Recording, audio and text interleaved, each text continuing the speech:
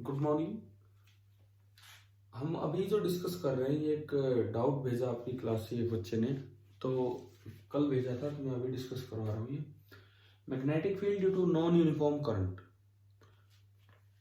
Uniformly current बटा हो तो हम एसीएल वगैरह लगा के और हमें निकाल चुके हैं कि किस तरह से सिलेंड्रिकल वायर की वजह से मैग्नेटिक फील्ड होता है, अंदर डायरेक्टली प्रोपोर्शनल और बाहर इनवर्सली।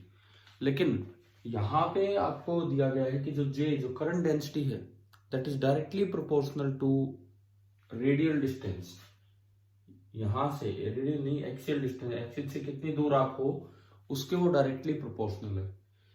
और ये मैंने इस तरह से यहाँ रिप्रेजेंट करने की भी कोशिश की, जहां आर बढ़ेगा जे बढ़ेगा, मतलब करंट डेंसिटी बढ़ेगी, तो ये ज्यादा करंट बाहर की तरफ है। स्किन इफेक्ट भी हम इसे बोल दिया करते हैं कि ज्यादा करंट बाहर की तरफ है और बीच में करंट बिल्कुल जीरो है।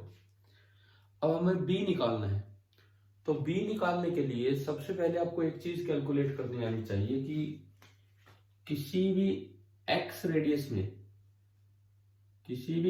रेडियस के अंदर कितना करंट जा रहा होगा। अगर मैं एक क्रॉस सेक्शन बनाऊं,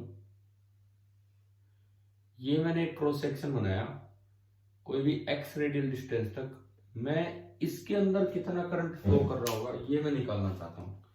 मींस जो रेड कलर का कितना पोर्शन इसके अंदर आया है ये हम निकालना चाह रहे हैं। तो उसका तरीका क्या होगा? उसका तरीका ये है कि आप इसको अलग बनाएं, बस इतनी लेंथ तक आप देखना चाह रहे हैं, थोड़ा सा बड़ा बना देता हूं ताकि हम इसको समझा पाए। सपोज ये रेडियल डिस्टेंस है x,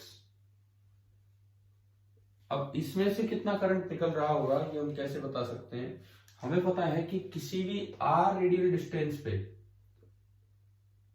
जो करंट डेंसिटी है that is J naught into R. तो अगर आप थोड़ा सा और डी आर आगे जाए तो भी करंट डेंसिटी तो यही रहेगी। डी आर और में आगे चला तो डी आर आगे चलने पे कोई खास फर्क पड़ेगा नहीं। अगर मैं इस क्रॉस सेक्शन को यूं सामने से दिखाऊं तो ज्यादा बेटर डायग्राम बनेगा। ये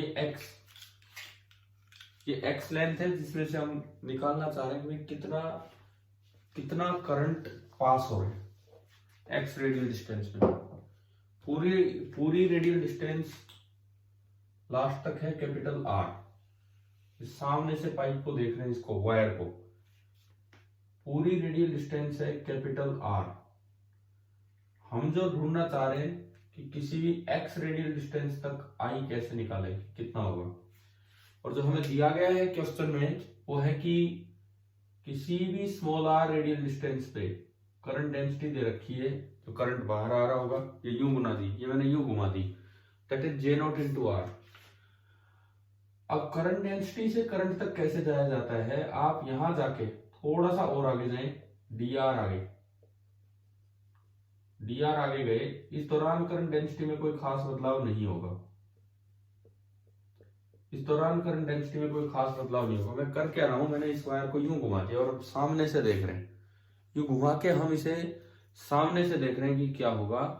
तो देखो ये जो स्ट्रिप बनी है, जो ब्लैक कलर की स्ट्रिप बनी, उसका एरिया, उस ब्लैक कलर की स्ट्रिप का जो एरिया होगा, अगर मैं इस पट्टी को काट के सीधा कर लूं तो इसकी लेंथ तो है 2πr और इसकी ब्रेड्थ है dr, तो एक रेक्टेंगुलर स्ट्रिप बन जाएगी और उसकी लेंथ होगी 2πr एंड ब्रेड्थ होगी dr। रेक्टेंगुलर स्ट्रिप बन जाएगी जिसकी लेंथ होगी 2πr एंड जो ब्रेड्थ होगी वो आपकी dr होगी। यहां करंट डेंसिटी है जे नॉट इंटू आर। तो इस छोटे से पार्ट में, ये जो एरिया है स्मॉल एरिया है, मैं इसे डीए लिख सकता हूं। इस छोटे से पार्ट में जो करंट जा रहा होगा that is D I, that is equal to J into D A, क्योंकि करंट डेंसिटी होती है करंट अपॉन एरिया। जब भी कभी वेरिएबल करंट डेंसिटी आए तो आप पूरा करंट अपॉन पूरा एरिया नहीं लिख सकते हो करंट डेंसिटी को। करंट डेंसिटी क्या होगी? एक एलिमेंट मानना होगा, उस एलिमेंट में कितना छोटा सा एलिमेंट, उसमें कितना करंट जा रहा है और कितना उसका एरिया है। तो J बराबर D I by D A, तो डी आई बराबर J इंटू डी ए, यानी कि जो डी आई आया, D I that is equal to J आपका है J naught R into D A 2πr/dr। तो जो डी आई निकल के आया that is equal to 2π/J0 और इसके अलावा बचा r²dr 2π/J0 r²dr। अब देखिए टोटल करंट चाहिए मुझे किसी भी r लेंथ तक। सबसे पहली बात मैंने माना कि वो पॉइंट अभी अंदर ही है, वहां तक तो करंट होगा। तो यहां जो टोटल करंट होगा पूरे वही, अगर ये r अंदर ही है जैसे ये x है,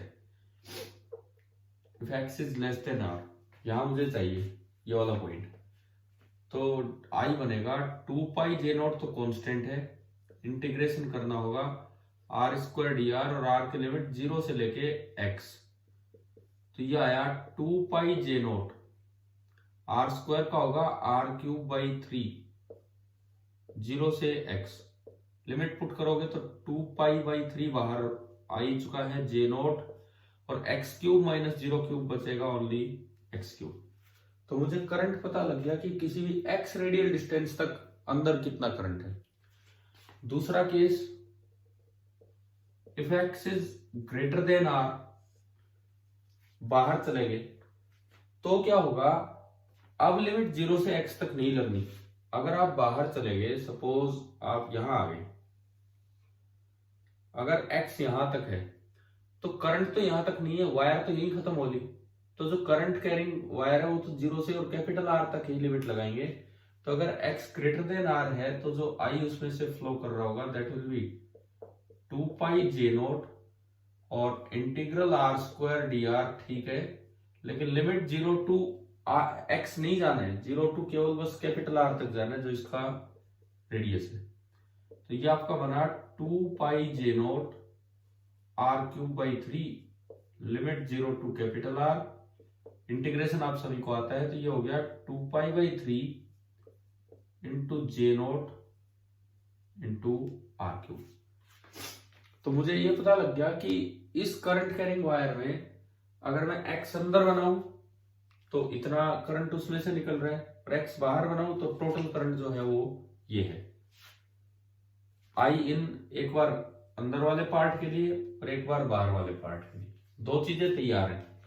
मेन पॉइंट यही था इसमें कि वेरिएबल करंट डेंसिटी जब होती है तो करंट कैसे कैलकुलेट करते हैं। तो मैंने एक x डिस्टेंस अंदर मान लिया और एक x डिस्टेंस बाहर मान लिया। अब देखो, अब हम अलग अलग करके सबसे पहले हम निकालते हैं for x less than r, जो इस वायर के अंदर वाले पॉइंट से कि वहां पे b कैसे निकालें। तो मैंने क्या किया, एक एम्पेरियन लूप मान लिया। ये यही जो ब्लू कलर का लूप है ये एम्पेरियन लूप हो गया। जिस तरह करंट जा रहा है उसकी सर्कुलेशन ऐसे दिखाएंगे, ये इसकी सर्कुलेशन है। अब ये जब करंट ऊपर होगा तो इसकी वजह से कहीं भी बी टेंजेंशियल होगा। यहां अगर आप देखते हैं तो यहां बी इधर मिलेगा, करंट की तरफ अंगूठा हथेली पॉइंट की तरफ, तो बी अंदर गया। और डीएल जो होता है वो पाथ के टेंजेंशियल होता है, तो डीएल खुद ही इधर होगा। तो बी और डीएल के बीच का एंगल हो गया 0 डिग्री। तो अब मैं लगा रहा हूं ACL, ampere circuital law. Ampere circuital law, ampere circuital law में क्या होता है कि integral B dot DL that is equal to μ0 into IN, अंदर वाले पॉइंट की बात कर रहा हूं। तो ये आपका बना B इंटू DL, आपको डायग्राम में दिख रहा है, इंटू cos 0 डिग्री। ये इंटीग्रेशन पे सर्कल का मतलब कि लूप क्लोज है। This is equal to μ0 into IN। IN जो होगा, IN ये अंदर वाले पॉइंट है, तो अंदर वाले पॉइंट पे IN x डिस्टेंस तक कितना है, 2π/3 इंटू J0 इंटू x³। अब देखो B यूनिफॉर्म है क्योंकि एक फिक्स डिस्टेंस x पे हर जगह B सेम होगा। तो B बाहर आया, cos 0 1, ये ओनली इंटीग्रल DL बचा अंदर, 2π/3 μ0 J0 इंटू x³। अब इंटीग्रल DL होगा इसकी पूरी लंबाई और इसका पूरा सर्कमफेरेंस होता है 2πx। तो ये आपका आया B into 2πx that is equal to 2π μ0/3 J naught into X cube, 2 pi से 2 पाई कैंसिल, और बी निकल के आ रहा है mu not upon 3 into J not, और ये ओनली आया x square, mu naught upon 3 into J naught into x square. ये आपका अंदर वाले पॉइंट पे ये निकल के आ गया पॉइंट। ठीक है, कि अगर एक्स लेस देन आर होगा तो ये होगा। दूसरा case B part, for X greater than R, for X greater than R. कोई बच्चा सोचे कि मैंने स्मॉल आर नहीं लिया, एक्स ले लिया, उसका एक रीजन है, आपको थोड़ा समझ में आसानी से आए, क्योंकि स्मॉल आर डिस्टेंस दूर तो मुझे फॉर्मूला दिया गया है कि जे क्या है। अब अगर मैं एक्स तक जाऊंगा तो बीच में कोई आर मैं एज्यूम कर सकता हूं, अगर मैं उसको भी आर बोलूं इसको भी आर बोलूं तो फिर आप ही कंफ्यूज होंगे। लास्ट में जो फाइनल आंसर आएंगे आप एक्स को स्मॉल आर से रिप्लेस कर लो, चाहे इससे भी बात बन जाएगी। और एक्स ग्रेटर देन आर, अब आप यहां देखते हो, मान लो ये बाहर वाला लूप बनाया, इसका एक सर्कुलेशन डायरेक्शन दी ऐसे। अब बाहर देखोगे तो बाहर भी बी तो ऐसे ही होगा, करंट ऊपर जा रहा है हथेली तो यूं बी, और जो पाथ के टेंजेंट है, पाथ के टेंजेंट है वो भी इसी के अलोंग है, तो बाहर भी सेम ही सिचुएशन है कि बी और डीएल के बीच का एंगल है 0 डिग्री। तो इंटीग्रल बी डॉट डीएल जब बाहर खोलेंगे तो बाहर भी यही आना है, B into 2 pi X into cos 0, यही सेम होना है। देखो B into DL into cos 0 यही सेम बनेगा, और इंटीग्रल डीएल अब भी 2 पाई एक्स है, ये बाहर वाले के लिए ये दूरी एक्स है ये, तो ये अब भी वही रहेगा। तो बी इंटू 2 पाई एक्स, इधर तो कोई चेंज नहीं है, बराबर म्यू नॉट इंटू आई इन। अब बाहर अगर पॉइंट ले लिया तो आई इन ये है, क्योंकि एक्स ग्रेटर देन आर के लिए हमने आई पहले ही निकाल लिया। अभी टोटल करंट कितना है, तो ये आया 2 पाई/3 into J naught into R cube. अब अगर मैं यहां देखूं 2 पाई से 2 पाई कैंसिल, और जो b आया, b is coming out to be J naught by 3 R cube, ये तो एक कॉन्स्टेंट है, इंटू 1/x, यानी कि ये जो b है ये इनवर्सली प्रोपोर्शनल हो गया है x के। म्यू नॉट रह गया, म्यू नॉट, इस कॉन्स्टेंट में म्यू नॉट भी है, mu naught J naught by 3 R cube, ये आपका b आ गया।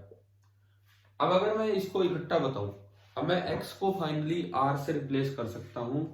देखिए फाइनल रिजल्ट्स इस क्वेश्चन के क्या आ रहे हैं, एक तरह से एक सवाल था जो एक बच्चे ने भेजा था, मैं आपको बस वो सोल्व करके दिखा रहा हूँ कि कैसे होता है, एक कॉन्सेप्ट की तरह, ताकि नॉन यूनिफॉर्म करंट जब भी आए तो आपके दिमाग में क्या करना है। देखो फाइनल रिजल्ट ये आ रहा है कि b इज इक्वल टू अंदर वाले पॉइंट पे mu naught upon 3 J not, ये तो एक कांस्टेंट है, इनटू x को रिप्लेस कर दो स्मॉल r से, for r less than r, and is equal to बाहर वाले पॉइंट पे आ रहा है ये mu naught J naught r cube by 3, और x को रिप्लेस कर दो r से। अब मैं सरफेस वाले पॉइंट की बात करता हूं, r इक्वल टू आर, आप इसमें रखोगे r इक्वल टू आर तो बनेगा mu naught J not capital R square by 3, और इसमें भी रखोगे तो वही आएगा, एक r से r कटने के बाद, यानी कि r इक्वल टू आर पे इक्वालिटी है दोनों जगह। इवन अगर आप इसका ग्राफ बनाए, मैं यहां बना के दिखाता हूं इसके नीचे, आप अगर इसका ग्राफ बनाते हैं तो देखिए कैसा बनेगा। ये तो सब हमारा हो ही गया है यूज। B का ग्राफ रेडियल डिस्टेंस R, जिसको हमने x बोल के क्वेश्चन किया, कैसा बनेगा देखिए। अगर आप ये वाला पॉइंट लेते हैं, ये वाला पॉइंट, अंदर वाले पॉइंट पे b directly proportional to r square है, तो ये पैराबोला बनेगा। b directly proportional to r square means parabola. लेकिन अगर r को डबल करते हो तो b 4 गुना हो रहा है, यानी कि ये पैराबोला b की तरफ बढ़ेगा। यहां तक आते आते ये सरफेस पॉइंट है, यहां तक आते आते तो ये ग्राफ है पैराबोला, उसके बाद ये बी हो गया इनवर्सली प्रोपोर्शनल टू आर, तो this is the of the form rectangular hyperbola. इस तरह से पहले शार्पली राइज करेगा, फिर धीरे धीरे डिक्रीज करेगा। सरफेस तक आते आते इधर तो होगा B directly proportional to R square, और इधर होगा B inversely proportional to R, और सरफेस पे जो बी की वैल्यू होगी, आप आर की जगह कैपिटल आर रखोगे, चूज में रखो, ये आ रहा है मिनोट जे नोट आर स्क्वायर बाई 3। शायद समझ में आ गया होगा, जिसका डाउट था उसको भी, और बाकियों के लिए भी एक अच्छा सवाल है, एक अच्छा कॉन्सेप्ट है। ठीक है, थैंक यू।